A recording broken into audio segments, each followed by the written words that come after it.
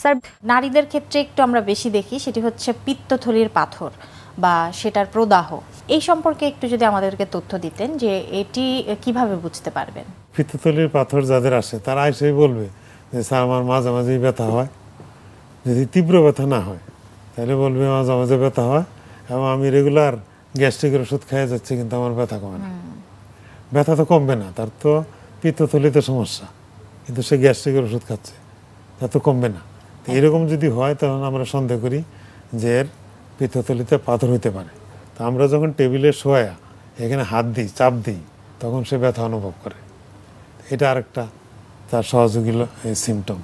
এরপরে যদি আমরা এক্সামিন করি কিংবা ইনভেস্টিগেশন করি, একটা আলট্রাসোনোগ্রাম করলেই তার পিত্তথলিতে পাথর থাকলে ধরা পড়ে যাবে।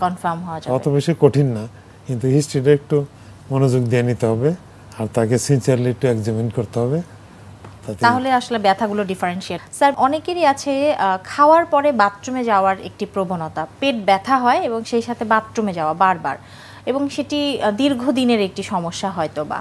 তো এটি কি ধরনের সমস্যা? অনেকের এমনও হয় যে খাওয়ার মাঝখানে বাথরুমে যেতে হয়, তো সেটি কি ধরনের অসুবিধা? এই অসুখটা আসলে আমাদের মেডিকেলের ভাষায় ডিসেন্ট্রি। তো ডিসেন্ট্রি দুই রকম আছে, এটা হেমিক আর একটা হলো, তো এই ডিসেন্ট্রি হইলে তারা তখন বারবার পায়খানা করতে যায়। তো সমস্যা হলো এটা যদি মানে অ্যাপ্রোপ্রিয়েটলি ট্রিটমেন্ট করে তাহলে কিন্তু ভালো হয়ে যাওয়ার কথা।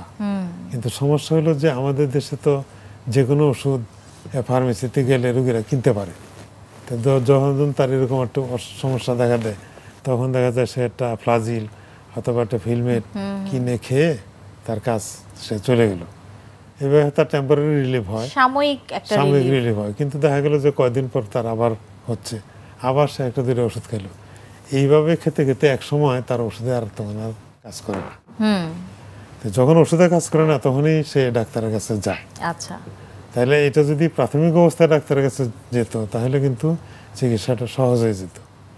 যেহেতু দেরি করে যায় এবং বিভিন্ন ধরনের ওষুধ মানে অল্প মাত্রায় খেয়ে দীর্ঘদিন পরে যে যায় তখন আর এই ওষুধে কাজ করে না, তখনই সে সাফার করে বেশি। তাহলে এই যে অল্প ব্যথার সাথে বাথরুমে যেতে হয়, এই ওষুধটা মনে রাখতে হবে যে এটা একটা ডিসেন্ট্রি এবং এর পূর্ণ চিকিৎসা দরকার।